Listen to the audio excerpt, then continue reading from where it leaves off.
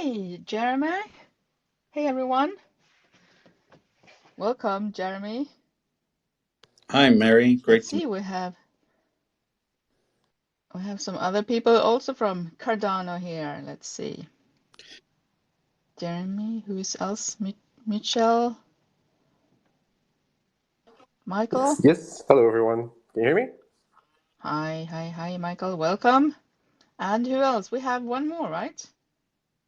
Unfortunately, Gita is not able to make it due to an urgent internal meeting, but no Okay. worries on that. Mikhail and I can definitely represent and answer any questions the audience may have. Perfect. All right, so then I will say welcome everyone to Crypto Miners and this Twitter space. We are again very happy to welcome people from Cardano to Crypto Miners. So welcome Jeremy and Mik. How do you say your name? I want to say it correctly, Michael. It's Mikkel. Michiel. It's the Dutch version of Michael. Yeah, very Michiel. well. Very good. Ah, we'll try. I will try to remember that. Michiel. Thank you very much. All right.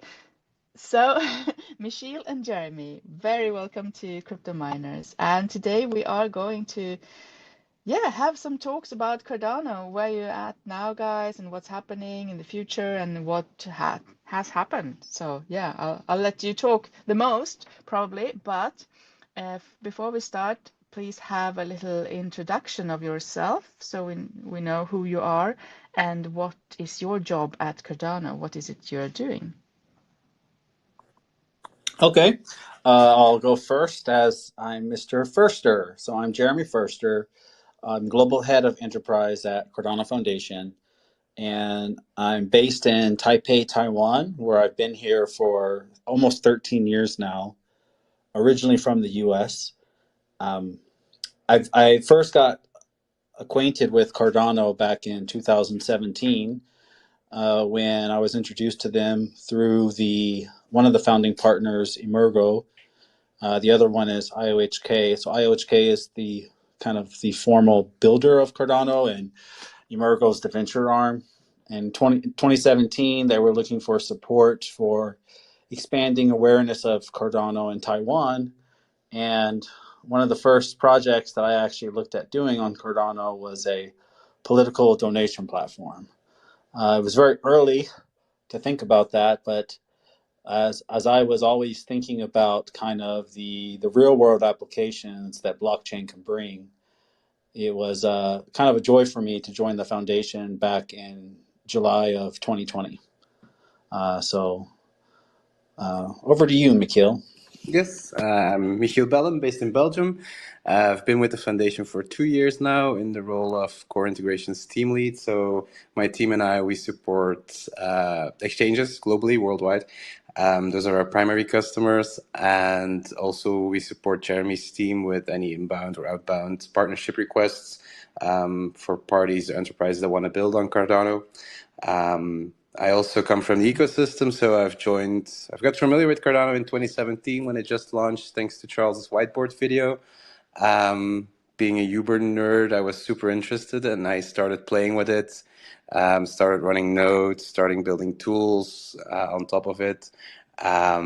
Became a stake pool operator then as well. And yeah, after that, my friends and family and even my boss told me, yeah, you should go and work for them because all you do is talk about Cardano. And I looked at the vacancy page and there was a role which fit my description perfectly. And then I had my my job interview. I think that was with Jeremy as well back in 2021. And yeah, I love what I do and I do what I love every day. So it's amazing to be here. That sounds great. Yeah. Cool. I mean, most people who works for a blockchain or some companies with crypto, they started out as like just an interested person. So yeah, it's good to see that it works for you too. All right. So Cardano Foundation, right? That's what we are here to talk about mostly today, because that's where you work. And can you go through what it is really? What is the ethos and the news of the foundation? So the Cardano Foundation is it's a it's a nonprofit entity that is here to support the broad adoption of Cardano and third generation blockchain technologies. So that kind of refers to any technologies that connects to Cardano. We also tend to support. And when we're talking about supporting adoption, uh, a main part of that is through education. It's through positive adoption efforts. So we have, the partnerships team, which is led by myself, which looks at supporting Cardano through third parties to provide stronger infrastructure for market accessibility, communicating with all ecosystem participants within the Cardano network. So we have a very strong community arm. We have an arm that's with exchanges, such as with McKeel.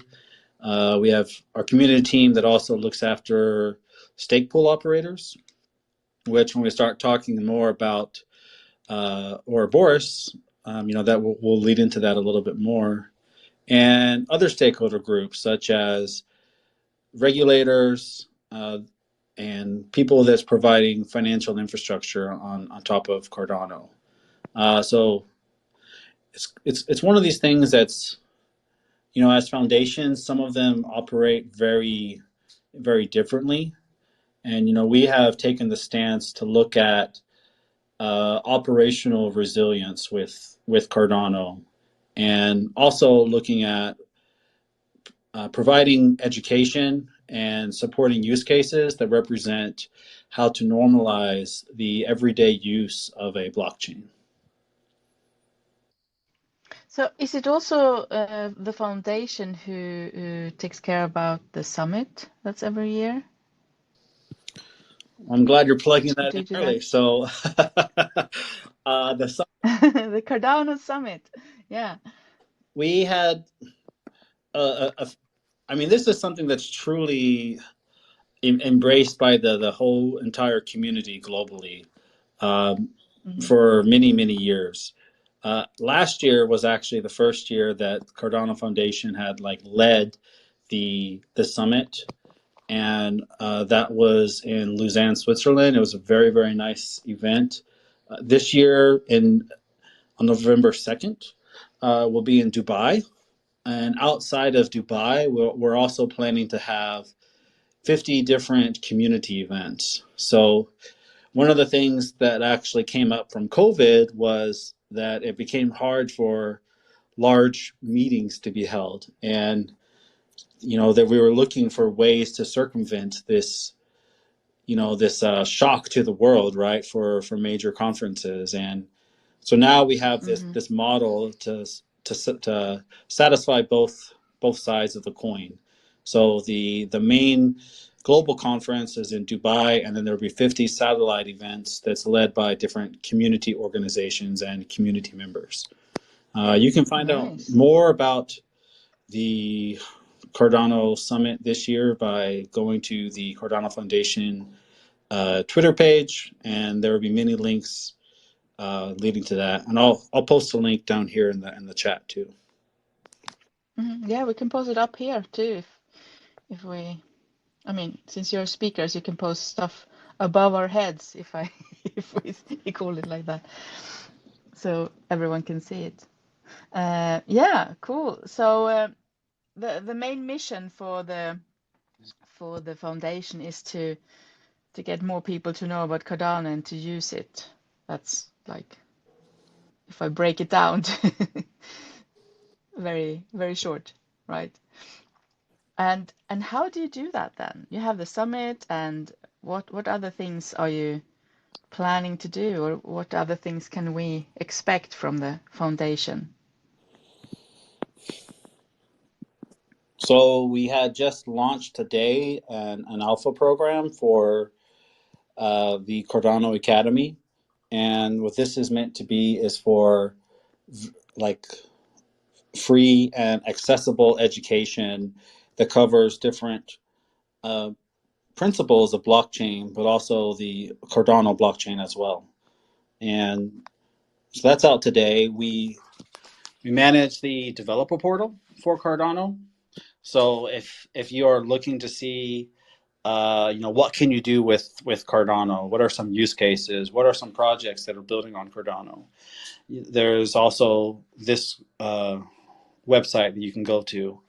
We helped to support decentralization of the blockchain by when we look at mining, since for crypto mining on Cardano, this is done through staking, which means that an individual holds ADA and then they stake it to what's called a stake pool, and these stake pools can be ran by a number of entities.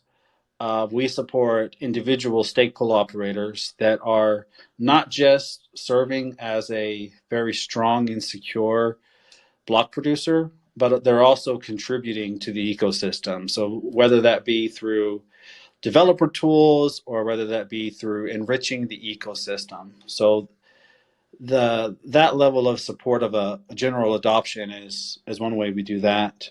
Partnerships is looking to kind of bridge the enterprise and institutional space with public permissionless blockchains. So one of those activities that I've led is with the Republic of Georgia. We have a partnership with the National Wine Agency where we're helping them to develop a traceability system for all of the wines that come from their country. And so that's looking not just to do protection from counterfeit goods, but also to provide a lot more information about the products themselves and their supply chain, and make that visible to end users. As blockchains are also Right. functioning very differently, it's kind Mm-hmm. of a Yeah, tell us about that. What's different with Cardano? yeah. So I'll just say that we also try to speak on these value propositions on Cardano. So Mm-hmm. and it's not just ourselves that do all these activities from the foundations. We do have a very vibrant ecosystem that does it as well. So we have a large group of ambassadors, such as Andreas, who's here in the chat, based in Indonesia as a Cardano ambassador. Hassan, who's with DAP 360, is based in the south side of Florida in the US, and he has a ton of great events himself. So many times there are kind of overlaps in what people are doing, but that's somewhat normal in a decentralized ecosystem. Yeah, The, sure. the, Yeah, you can bring him up here if you want. If you want to bring up more people, that's fine with me. Last time we had Peter Bury. I don't know if he's still with you, but he was up here talking about Cardano last year, okay, actually. but yeah. So you want to know more about the core features of Cardano? Is that right? Yes, Yeah. yes. Okay, Mikhail, do you want to start us off on that question? Yeah, sure. Yeah, like you probably already know, Cardano, it's proof of stake blockchain. So it's built from the ground up. It's not a copy of an existing chain. It's not. It's built with core fundamentals based on okay, what works, what doesn't work. So we took the UTXO model like from Bitcoin, and we extended that to work with proof of stake network as well, where we also have native assets, which you don't actually need smart contracts for it. You can just mint them, send them, transact them through normal Cardano transactions. Um, Other strong characteristics of Cardano is having deterministic fees and very flexible metadata. So you can just store metadata in your transactions, and that can be if you're talking to developers. You can store signatures of data, and other parties are able to verify in a public, transparent way that the data that's being stored is actually signed by you with public-private key verification. And before, it's not that long ago that people started to use Cardano blockchain to build on, right? Yeah, no, in the beginning, Cardano was run in more of a federated way where IOHK, now rebranded to IOG, Cardano Foundation, and Emergo actually ran the core nodes, the BFT nodes of the network. But then in 2020, I think we started down the decentralization where actual stake pool operators would start take over the network. And it's now fully decentralized. 100% of the blocks is being created by stake pool operators. Um, and then further, every epoch, every era, we introduce new capabilities like metadata in transactions, minting native assets, smart contracts. So Cardano is Mm-hmm. still being developed. We're now in the Basho era, which is 100% focused on scalability, making it faster, improving throughput, and we're also in parallel working on the Voltaire, which is fully decentralizing the governance of the blockchain.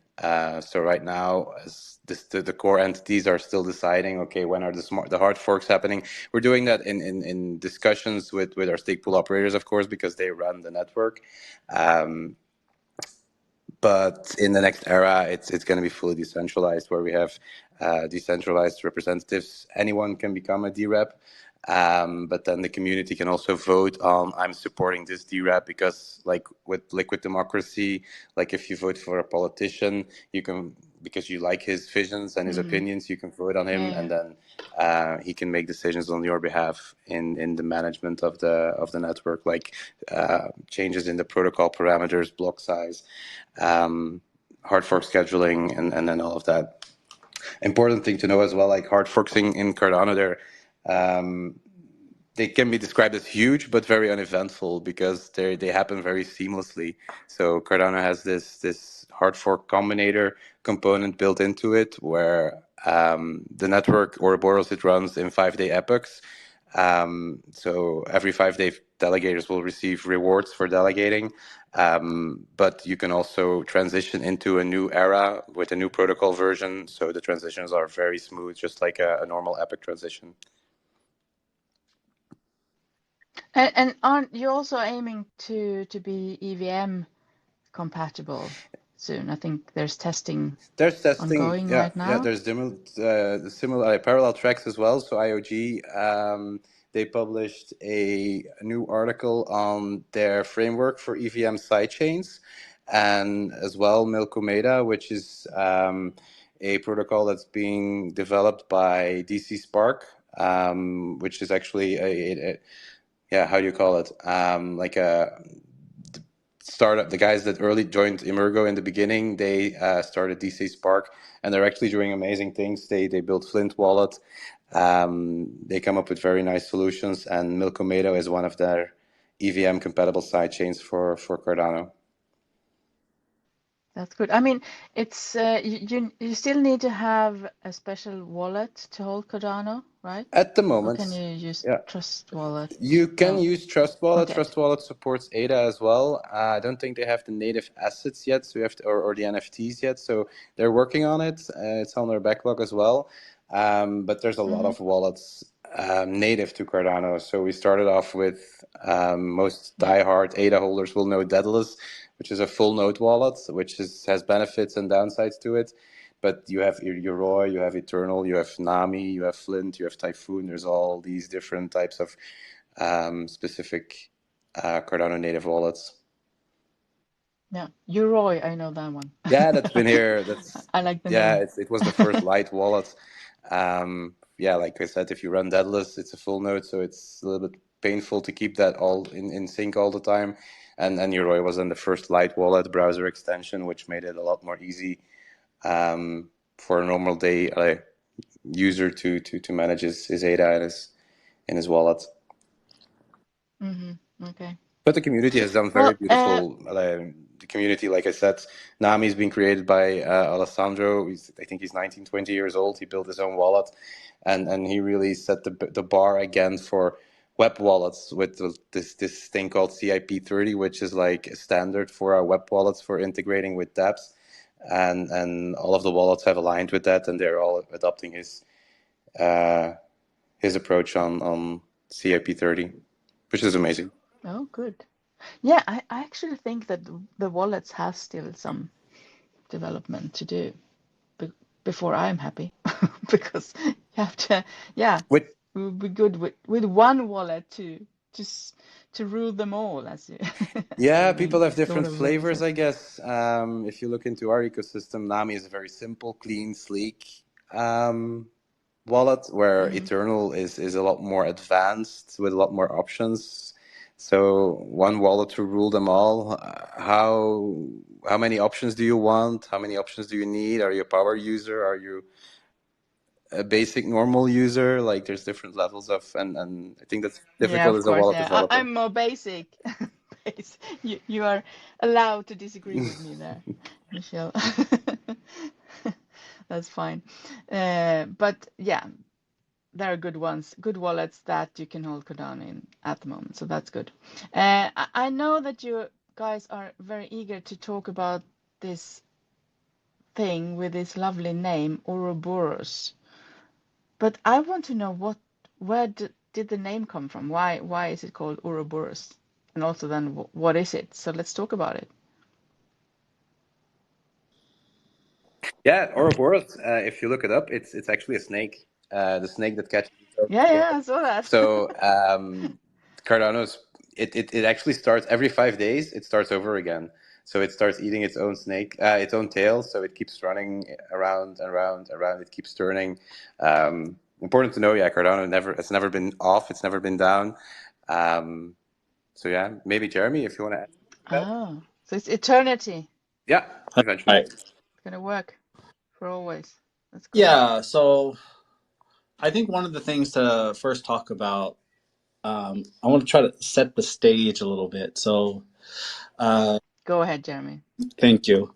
So we always have this framework of looking at blockchains called like the blockchain trilemma, and it's either you can be super secure, you can be super decentralized, or you can be super scalable and very high speed.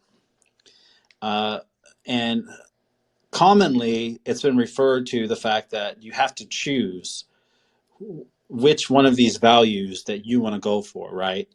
And the way that Cardano has been designed, it's actually to say, well, couldn't there be a process where we could reach all three values of the blockchain trilemma? So how do we ensure that we're secure, ensure we're decentralized, and then ensure scalability?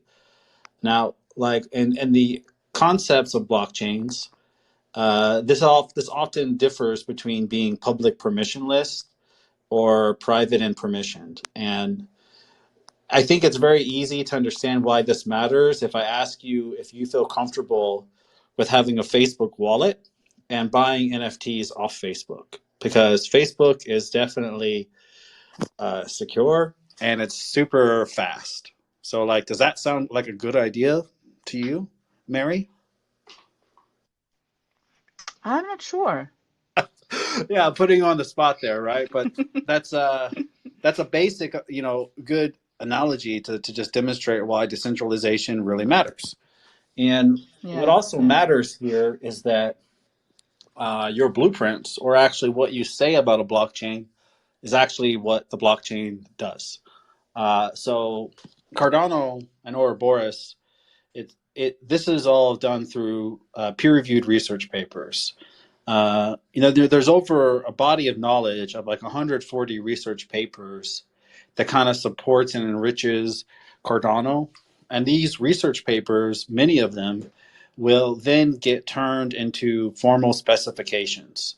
So basically, as a formal specification, this paper has been proven mathematically to solve certain problems. Uh, those formal specifications is then turned into Haskell code. So that's taking research and applying that into a code base. And Haskell code is what's been the foundation for Cardano related to the node and other core components. So when we're talking about Ouroboros, that kind of follows that rigorous research process that looks at kind of the best practices for cybersecurity, for cryptography, and also for uh, a gamification or game theory about decentralization and rewarding participants. So I used to say that Ouroboros was cited over 1,500 times. However, that number is outdated, and actually, Ouroboros itself is now cited over 3,000 times. So this is something that is not just a backbone for Cardano; it's also kind of a backbone for the proof of stake industry. And as Ouroboros is represented as an infinite loop, there's different flavors of Ouroboros. So you'll have Ouroboros Genesis, Ouroboros Prow, Ouroboros BFT. And these are all highlighting different versions of Cardano. So as Cardano develops over time, the the actual scope of the consensus protocol changes. So what do I mean by that? So basically, the protocol is the blueprint of how a blockchain works.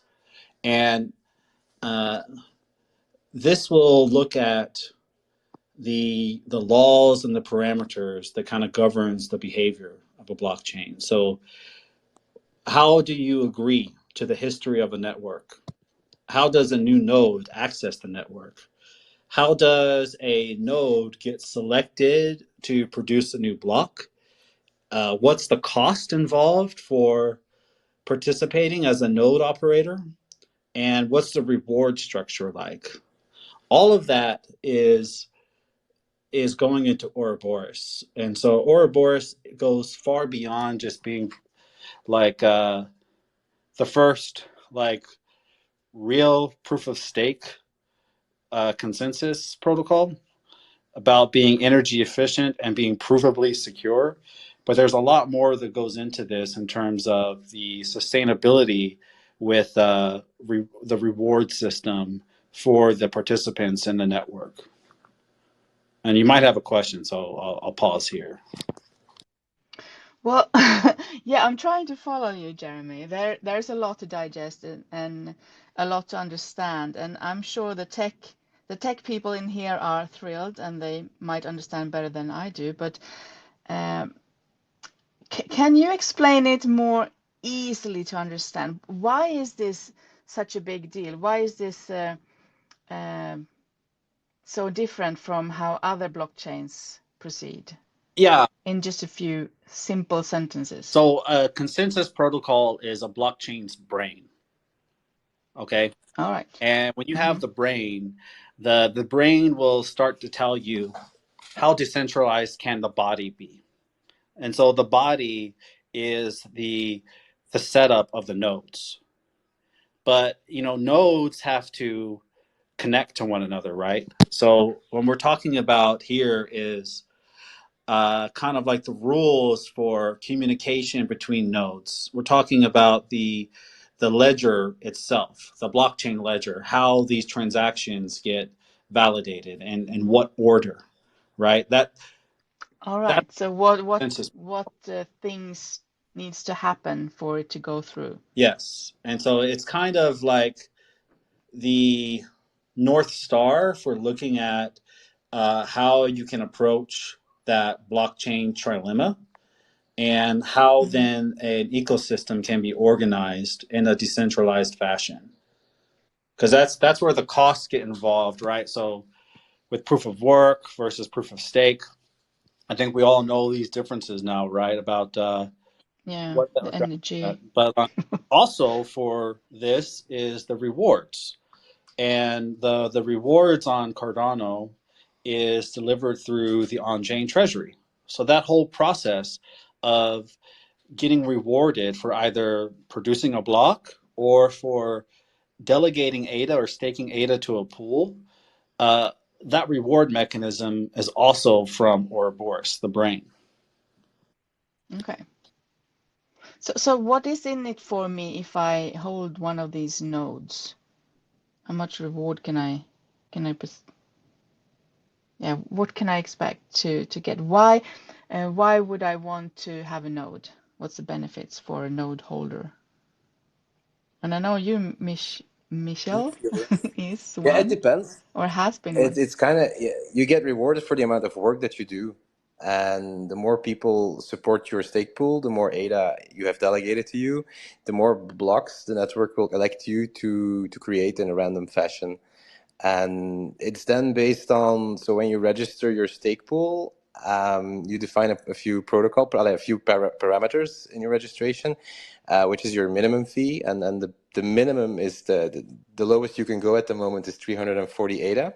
So So you can decide that yourself, you mean?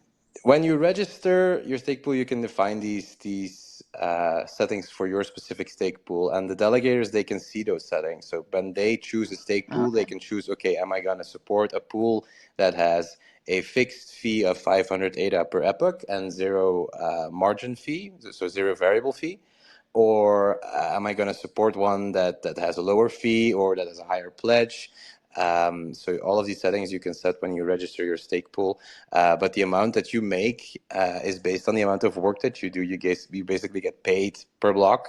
And then depending on what your stake pool settings are set to, you will earn the fixed fee and the variable fee. And are the stake pools very different then? Yeah, there's a very wide Because, variety. There's a very wide variety, okay. and you even have private pools which set their margin to 100%, so that totally disincentivizes external delegators from delegating to them. That might be a very big holder or a financial institution that don't want to attract external stake. You have people that set their fees very low to specifically attract more external stake. Um, there's a wide variety. Yeah. You have Yeah. Mhm. different levels. So actually, And yeah, no, go ahead, thank you, Jeremy. Mary. So there's actually a big thing here. What I like to talk about is ecosystem alignment. So in proof of work, and also in some proof of stake systems, right? That most block producers and those and other blockchains, they don't need to interact with the users because their rewards is separate from on-chain activity. Um, or there's an already a voting system in place. So some blockchains that's delegated proof of stake, there's an election process to figure out who can become a block producer.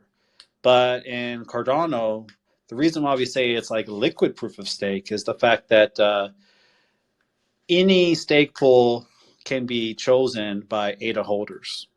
And that influences the decision to see who becomes a block producer. Also, there's very low cost to set up a pool. So if I'm if I'm a stake pool operator, I have to prove what value I'm contributing to the ecosystem, right? It's more than just being an anonymous block producer that's not contributing outside of running stable infrastructure. So that's actually a. So what happens Mhm. if someone stops working, as you said? Like, So will they yeah. be excluded then, or?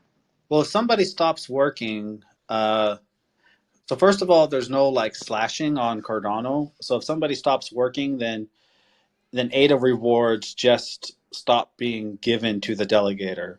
But there's no Okay. lockup period. So as yourself as a delegator, you can freely move the ADA that's in your wallet to any pool of your choice. And we've actually seen this over time, and if we look at governance, that stake pools are very good at making it very aware publicly as to which pools are working, which pools are not, which pools are owned by a single operator, which ones are done under, with multi operators. It's all very kind of Hmm. transparent and makes for a robust kind of community of users.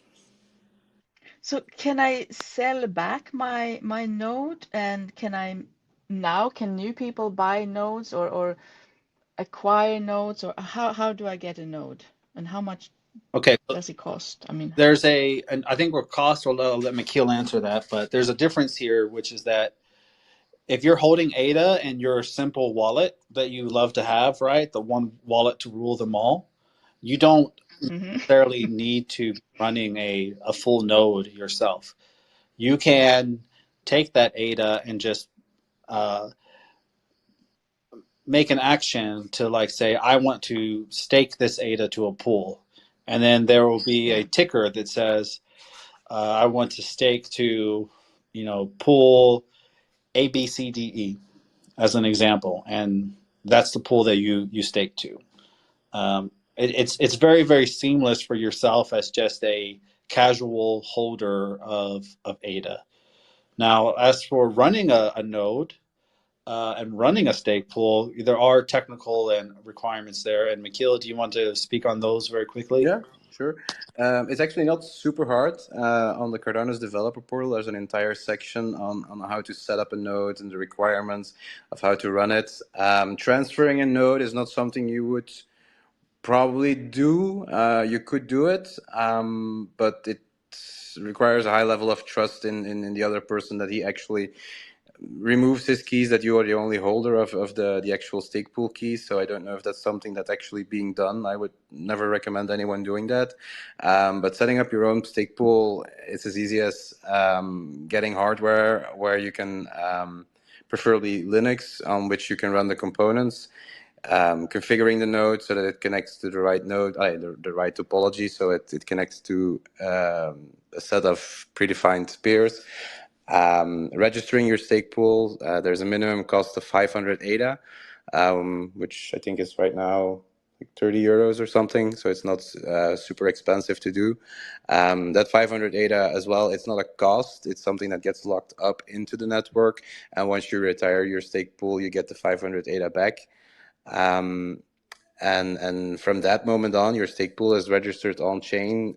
It's going to be visible in all the wallets, and you can start, let's say, marketing your stake pool to the community and trying get external delegators to delegate to your pool, acquiring more stake. And then after a few epochs, you'll notice, if your pool's configured correctly, that it's going to be creating blocks, and that's always a very festive event for the stake pool operators. And then it comes down to managing it, keeping it up to sync, monitoring it, rotating cash keys every 90 days. So yeah, but it's very well documented, and we also have very All lively. right. Uh, So how many nodes are there? right now, there are up to 3,000 stake pools which are actively making blocks. I think there's even more 4,000 that are actually registered but not actively making blocks, because you do need a certain amount of ADA to be producing a block every epoch. So yeah, it's been growing. It's pretty accessible. You can see people that are contributing to the ecosystem from a developer standpoint, an ecological standpoint, that do donate rewards to charities as well, or YouTubers that report on the ecosystem, what is happening, gamers that set up stake pools. It's a wide Mm. variety. So everyone can choose the fees themselves. They can choose what they want to Yeah, do really with their exactly. little node community or whatever it's called. Yes. Definitely. That's cool. Yeah, and just for the information as well, we're talking about core nodes for producing blocks as a requirement for a stake pool. Uh, there's also different relay nodes and whatnot, but the one of the leading facts that we're proud of is not just the fact that we have an industry leading consensus mechanism being Ouroboros. So like Cardano proof of stake is industry leading in terms of its functionality, but also in terms of decentralization. Cardano is one of the most decentralized blockchains out there. That's also grown in total size with numbers of users and you know on-chain activity. So we have close today as well to like 2 million active delegators to these 3,200 stake pools. And that's something that we're all proud of. And we we believe because of the ease of use here with how to participate, it's one of those reasons that these numbers just continues to increase over time. Yeah. I mean, what is then Cardano for an average person who wants to maybe invest in some crypto? How can Cardano be one of the? I mean, we're not giving financial advice here, obviously. We are just doing some research and listening to you guys about what's going on. But as a normal holder, I can stake at the nodes. Is there something else that I can do to make my portfolio grow if I hold Cardano? So that is definitely an area that we don't talk about at the foundation because our major focus is just on how Cardano works, how to use it, what's the utility like. All right, cool. There are plenty of other members of the community that do talk about this, and there are some. So let's move to the utilities then. Yeah. I mean, maybe as a builder, then I want to build something on Cardano blockchain. Why should I choose Cardano blockchain? Or what's the benefits that stands out that makes people choose Cardano? I quickly wanted to add on the previous, delegators, they can also vote on the governance of the ecosystem. So we have a project catalyst, Okay, yeah.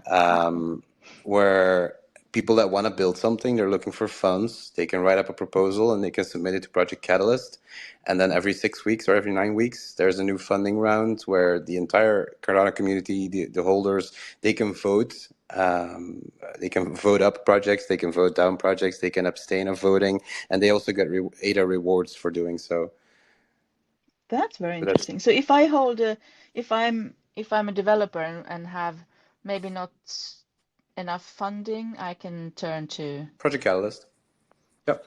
To this. Yeah, Okay. Right. there's a lot of tools and platforms that start out with a proof of concept that gets a lot of traction and popularity, and then they decide to submit a proposal to get some more funding and pour that development into their tool and make it more valuable to the community. Yeah. And this is also one thing that the foundation is doing, like supporting these new projects coming on and helping them develop it's the ecosystem. We do have, if there's parties that reach out to us and they request for funding, we do help them and funnel them into Project Catalyst and explain how it works. But we're not involved, and it's coming from the treasury. So Cardano has its built-in treasury, and a part of the transaction fees go into the treasury every time. And from the treasury as well, there's funding that goes towards those projects, and it's the community that votes on it where it goes. So one of these important parts, Mary, is that when we talk about the brain of Cardano, right? Ouroboros. Ouroboros, yes, Jeremy, I'm with you there. I'm with you now. So the question is, so where does the treasury come from? And the treasury is actually built into the Cardano protocol. So part of the ADA distribution from ADA reserves, there's a portion of that is kind of fueling staking rewards, and then there is a portion that is fueling the on-chain treasury. So it's kind of a sustainability wheel that's built into the design of Cardano, where we have this governance layer which makes votes on ecosystem growth. And Catalyst is just one part of governance on Cardano. It's not everything. It's more of like this innovation engine where people can come and discuss and about what should be done next. And that does have some pros and cons, but when we're looking at decentralization, it is quite a big pro to try to enforce active participation and active decentralization and decision making, where everyone is incentivized to make better decisions because we're all here tied through ADA to not just see the security of the network, but also the growth of the ecosystem and like the further adoption of Cardano. Yeah, so this treasury gets its money from when people buy and sell It ADA then, it or? comes from the protocol. So every time there's the block production occurring, that's on a Ah, okay. and so every Mm-hmm. like 5 days, there's this reward period to say, okay, here's the rewards. So the rewards comes from the non-circulating supply of ADA, and also transaction fees. A portion of that goes to the both to rewards, but also to the treasury, which is the Okay. on-chain treasury. And then my follow-up question is who, because I think you touched on it. I'm not sure I followed maybe. Who decides then exactly what's going to happen with that money? Is that the community or then the different nodes where it happened, or? So there's Voltaire is kind of the era of governance, of active governance, right, for deciding on the distributions of the treasury. And one system Mm. is for with Catalyst, and that's kind of done by ADA power votes. So anyone who's registered to with their ADA wallet, their ADA power is a vote to say yes or no. And from that process, there is like a calculation to see, do we have like, if you take the yeses minus the nos, who is the number one voted project, and you kind of go down the list from there. So in the audience is Lido Nation, who was here. I think he left, but he has a great website that talks about Catalyst. We have a lot of different resources as well that focus on this, but it's it's definitely a community led process, and by community, it's all ADA holders are um, asked to kind of participate in the process of the the voting systems on Cardano, whether it be for projects. So how long has this been like this? Has it been from the start that you have like the voting system? Because I'm interested to know how it works really, if it's working good or because I've heard both. So the voting system started when staking started on Cardano. So we go back to July of 2020, and that's when Shelly came online. And when that came online, that was actually uh, how you could run a stake pool and you could run a node, and then that started funding the treasury. So the treasury. So what is Shelly again? Tell me, what is Shelly? Shelly is like an era of Cardano. So there's a long time ago, a lot of names were done off of famous artists and famous mathematicians and other figures of history to kind of like name different eras. And Okay. Shelley is basically the era of Cardano that talks about participation. So turning on the proof of stake algorithm, allowing for decentralized block production, and initiating the on-chain treasury. So having ADA flow into the treasury. That started under Shelley. Okay, cool. And then over Thanks. time, you have the utility features come online, and then once you have utility features, uh, we've had then Catalyst, which I think has been going on for like a year and a half, maybe a little bit longer. Um, but we're just going into a stage now for like Catalyst 2.0 to kind of further streamline this process. And Catalyst itself is something that's managed by IOHK, but they also very heavily take the advice and input from the global community. All right. And is there something more you wanted to add about this, or can I ask about something else? Yeah, please, let's change to another topic. All right. So I wanted to ask about the stable coin that you're bringing out, the Cardano stable coin. Is it out already, or is it just announced? I'm not sure. So there are a few different stable coins that have been launched.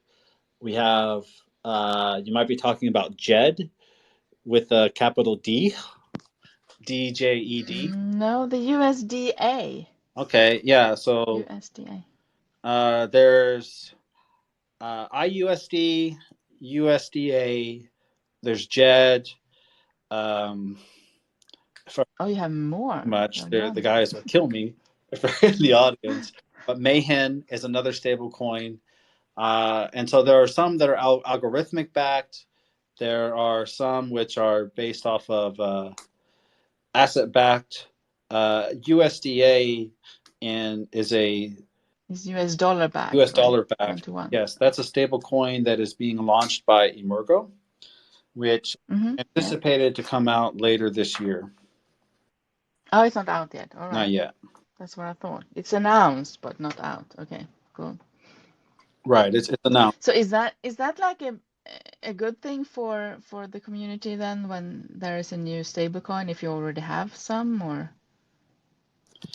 I mean, definitely, right? Like if you think about it just broadly, the more options you have for an ecosystem, the better. And while on exchanges there are different trading pairs between ADA and USDT and USDC, what people are really looking for are strong native stable coins for the Cardano ecosystem that can further grow out the decentralized ecosystem, looking at DeFi opportunities, and also looking at supporting the value of different assets that can be issued on Cardano, such as NFTs or a digital asset, right? So an NFT that's based off of a physical good, and that's so we've had quite organic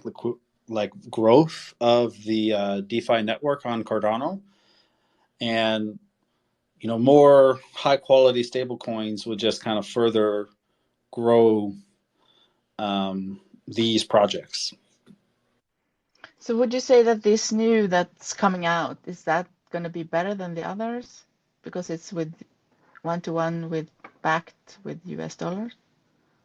So I would say it depends on who you ask, because it depends on the use case and which segment of the world do you sit on.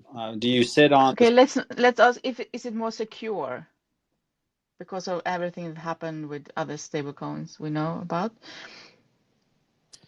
Yeah, it's Maybe that one. a hot topic, right? And it's something that I guess you could probably tell by the way that we're answering questions here, right? It's something that many people think deeply on in the Cardano Mm-hmm. space. So when it came to looking at algorithmic stablecoins, I mean, one of the things that JED has done is to very much increase the collateral ratios supporting it. So like 4 times the issuance of the stablecoin is the asset that's supporting it. Um, a fiat-backed stablecoin is also important. Now, what's important for us from the foundation's point of view is that uh, these stablecoin projects are led by different projects in the ecosystem. So, we're the use case itself is good, and it's important to look at any sort of compliance behind the stable coins, any regulations for who is able to hold it, how it's being used, and as a decentralized ecosystem, we don't really take an opinion on which one's better. Yeah. That So anyone can come out with a stablecoin on Cardano because it is decentralized, right? It's correct. not together with the core team of Cardano you do that, but it's every other project who comes out with it who is responsible for it. Well, the core team of Cardano is also, there's not from the Cardano Foundation. So Yeah, IOHK I know. stable coin that they've worked in collaboration with Coty, which is a project on Cardano, and Mm-hmm. Emergo is also making specific projects that can manage the risk and the return for stable coins. But end of the day, it is a product that sits on top of a blockchain. Yeah. Okay. Cool. Um, let's talk about the Cardano spot. Are you in charge of that at the foundation, or well, not in charge, but can you talk about it? Cardano Spot is by Sebastian Zilikis from Emergo, and this is to be a new like media company to highlight what's happening in the world of Cardano. So, what are the latest and greatest projects? What are they doing? There Okay, it's is only about Cardano because I thought it was like a social platform for like everything crypto, but it's mostly Cardano then. well, there's a collaboration with Cointelegraph to make it more broader. I mean, it's Okay. hard, and it's one of those things that Cardano started off in an isolated world because it was focusing on high level frameworks for security and being robust, and also because Cardano is its own blockchain. But we all understand the values of interoperability and very much connecting with the rest of the blockchain community, and that's definitely the where we're at in our roadmap is looking at all of these connections with the broader industry. Mm-hmm. Before I ask more, do you guys have to be somewhere in like 3 minutes or something? Sometimes it's yeah, the hour that rules. Or can you stay on a little bit longer? I will leave it to the audience to decide based off of their uh, emojis that they throw up. All right. Let's do some emojis, guys. Let's stay. No, but I know we have lots of people from Africa listening in, usually as crypto miners, and I also read that it's talked about the strategy to expand in Africa with Cardano. If you can talk a little bit about that, because it's a fast-growing market. I mean, have you ever heard of the Cardano Forest? No, can't say that I have. So the Cardano Forest was a global impact challenge that was done in 2021, I want to say, which was an initiative by the entire global ecosystem to plant 1 million trees in Kenya. And this is done not just for, you know, kind of future proofing the carbon footprint of Cardano, but also to demonstrate land restoration and also to demonstrate, the verification of planting sites on the Cardano blockchain. And so we're very happy to have done that in Kenya. When we look at kind of just the overall scale of Africa they have with nature-based resources and how there is a big demand for transparency and traceability. And so having kind of like a flagship here of the Cardano Forest is great for that. Emergo, which is the venture building arm of Cardano, they're expanding a lot with Emergo Africa, and right now we're working with a company which is called Cesso Global, which is for a property development firm in Africa, which is looking at land title rights and how to represent that as a blockchain application. And they're planning to be working with different governments in the country. And that's public information there. So, one of the things that we're looking at when it comes to Africa, uh, which was something that was originally put out by IOHK as their area of focus for how can we build infrastructure that is for users like in low levels of internet access, but also could be a leapfrog in infrastructure. So if you think about nation state infrastructure, and if you think about digital transformation, there's a lot to be gained by emerging markets through investments with deploying applications and hosting their critical infrastructure on public blockchains. Mainly it's that the infrastructure is here and it's available, and it's been built by you know many people around the world. So Cardano has members based in over 110 different countries, and so what's good for one is what's good for all. And we at the foundation, we take a more global approach to adoption, and we try to really think global and showcase local in a variety of countries wherever they may be. But there's definitely some good opportunities that are occurring in Africa. Sometimes these Mm. plans are a little bit longer because they're a little bit larger in terms of scope. But we also have organizations such as WADA, which is the West Africa Digital Alliance, and they are a local community group that is really kind of spearheading different blockchain initiatives with governments and communities, onboarding new users, um, even working with museums to kind of tokenize some of their assets and their famous people of different countries to like have a new way to kind of preserve history and show how that's done on Cardano. So that is something that's very interesting for us. But one of the reasons that we've chosen Dubai for the Cardano Summit is to kind of maintain that theme of being a global operating systems and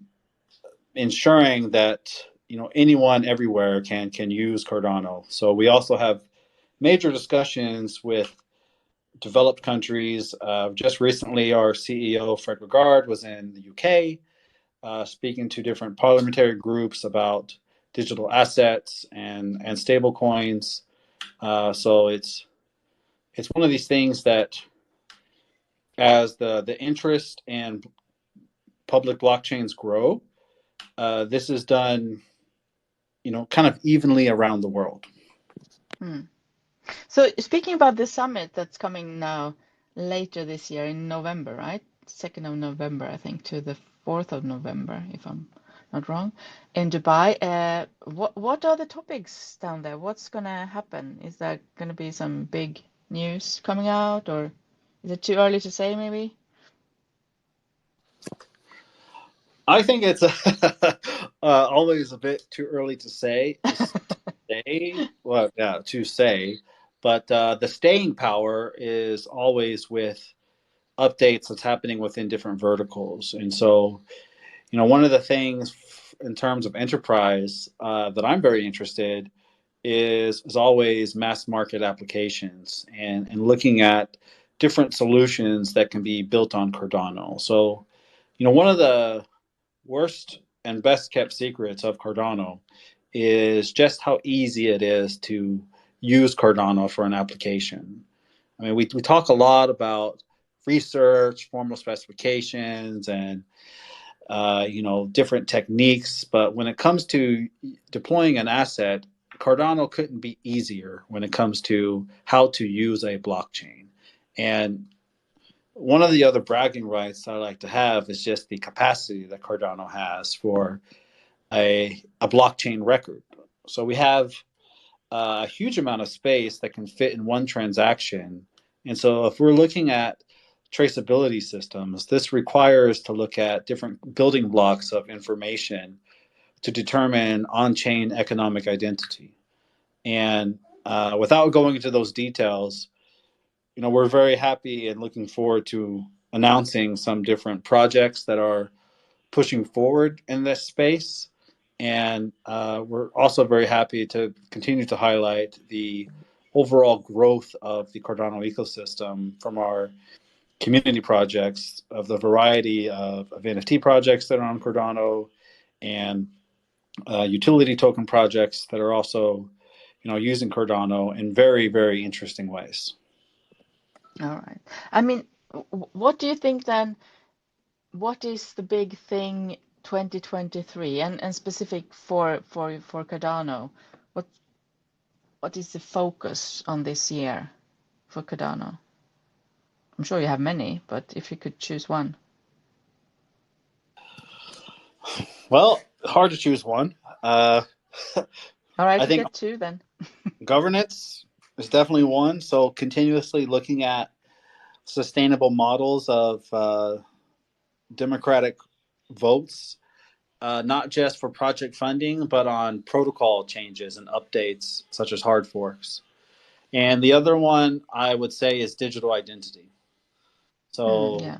I have to agree. what was just released recently was from IOHK was a Atala Prism, which is a digital identity solution that's based off of industry standards from the W3C.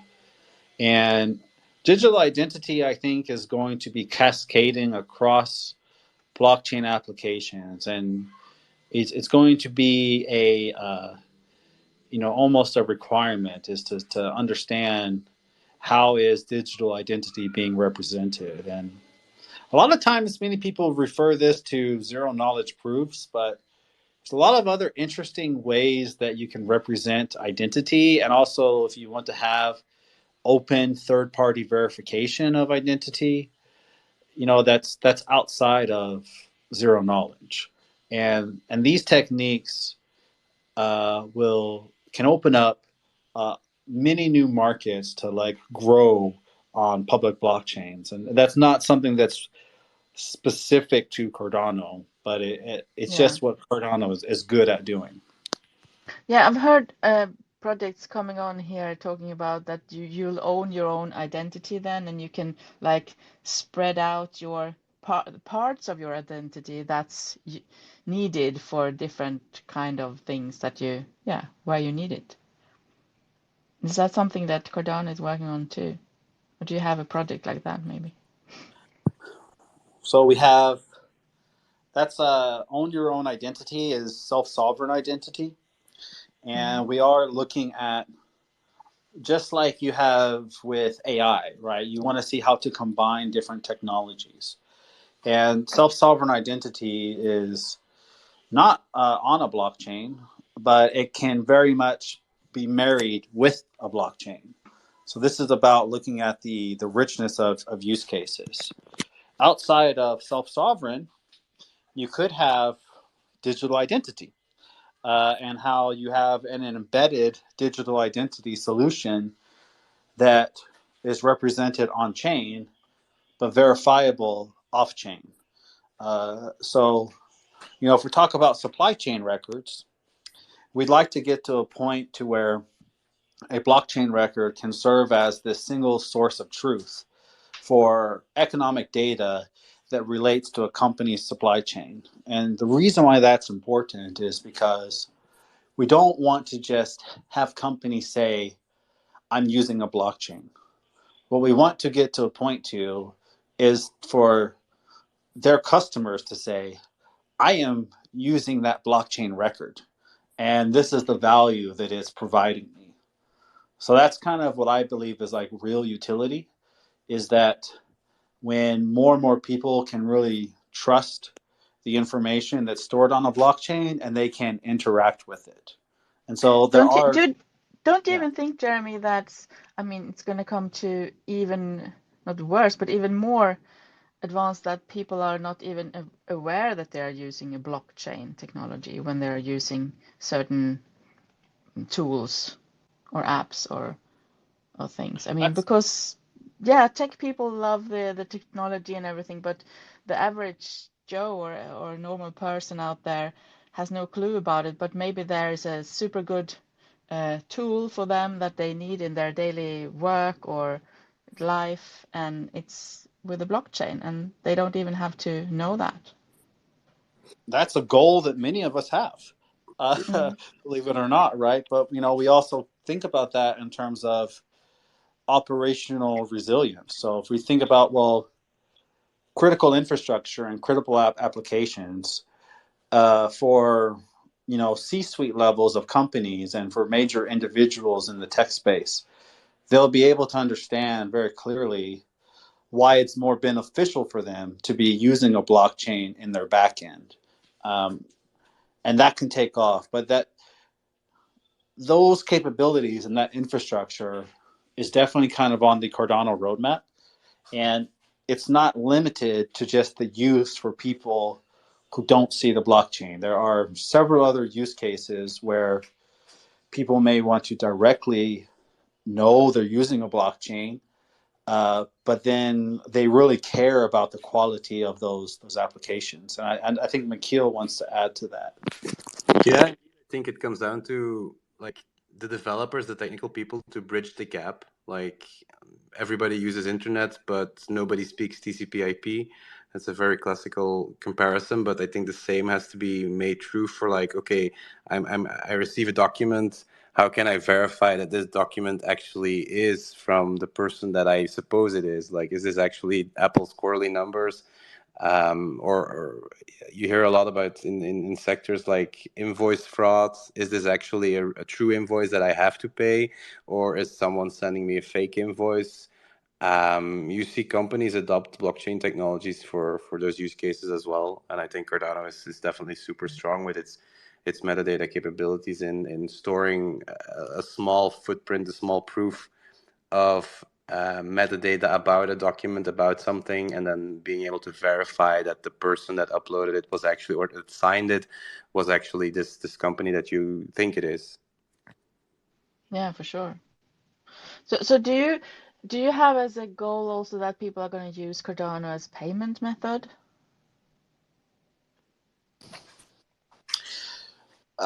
Payments is definitely a great use case for all blockchains. Bitcoin is definitely showing the major benefits for how that is represented as digital gold, and Mm. I believe that as you continue the adoption of a public blockchain, you definitely need to have payment infrastructure in place, because to use these services, it requires paying fees in ADA. So that's they kind of grow hand in hand. And if we're also looking at stable coins or asset-backed digital currencies of other types that are on any blockchain, then you have to use that specific cryptocurrency as well. So um, it's definitely a must to have, and it all kind of follows the line side of credible and quality market infrastructure. So when we think about the roadmap of Cardano, and we're talking about, well, what's good for developers, there is now this entire ecosystem of different tools that's available in a variety of programming languages.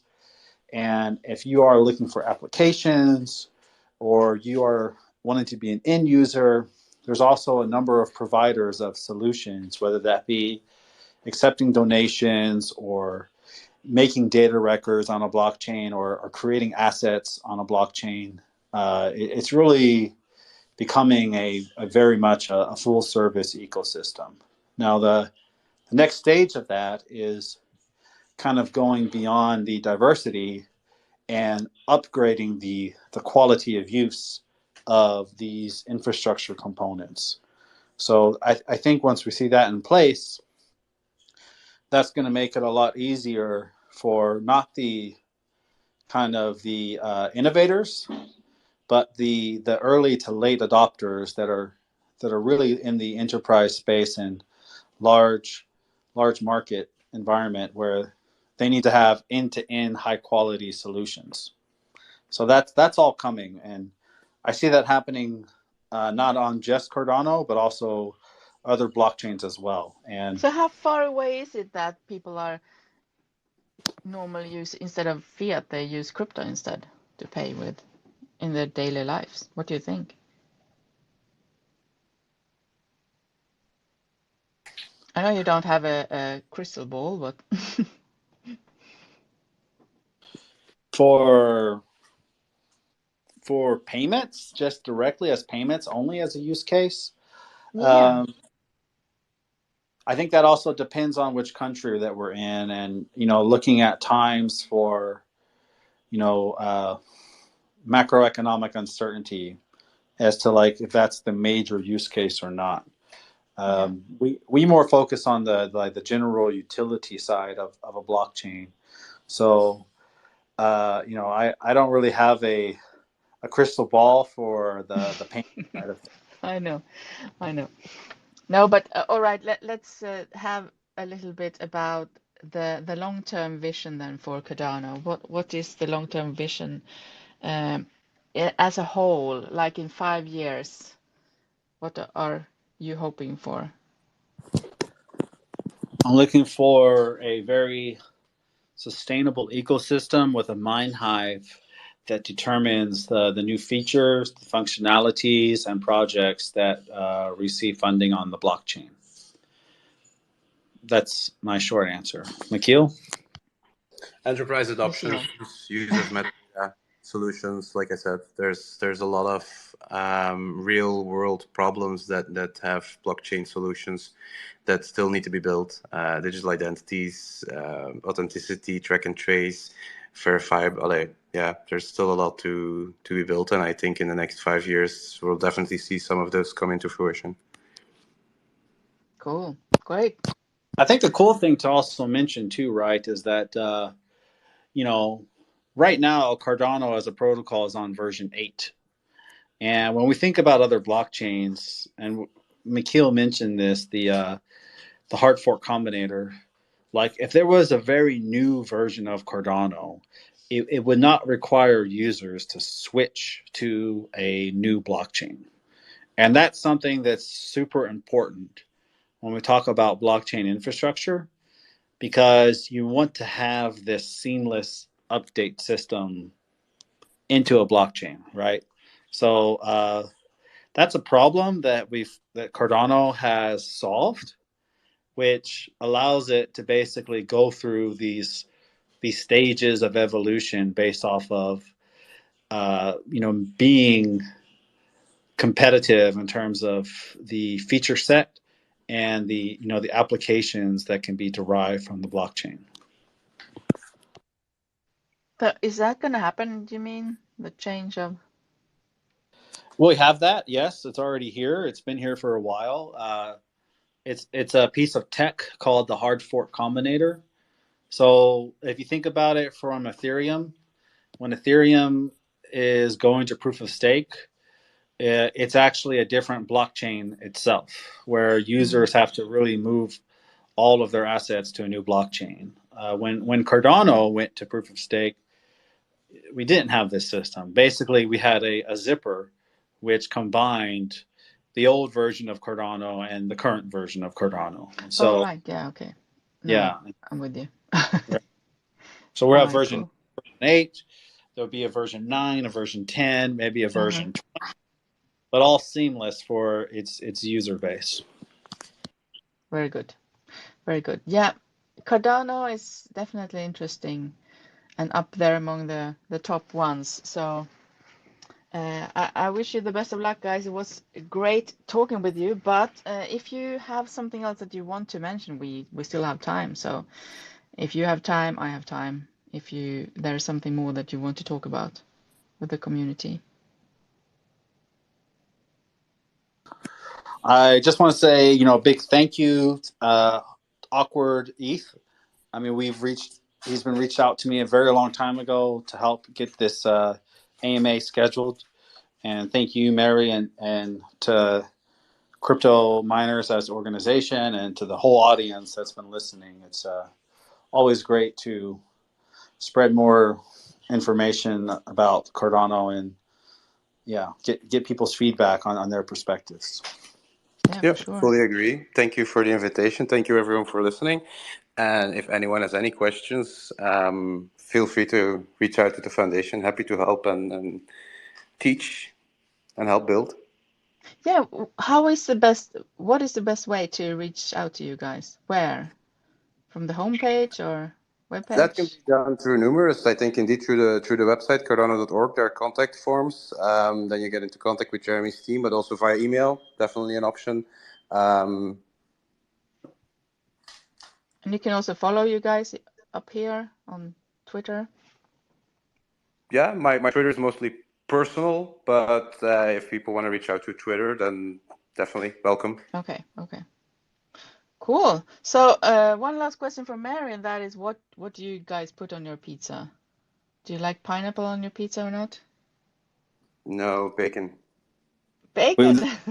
We, we were going good, Mary, until you brought up this super sensitive question. Sorry, Jeremy. It divides everybody in Cardano, but I am not a pineapple fan on pizza at all. Okay, so we have 2-9. In Belgium, That's Also, all this right. thing called barbecue bacon. That's my favorite. So Barbecue bacon pizza. All right, that sounds yeah, good. Yeah, if you're into bacon. I'll say 4 cheese for me. Sorry, what's your favorite, Jeremy? 4 cheese. Oh, 4 cheese. Okay. Yeah, all right.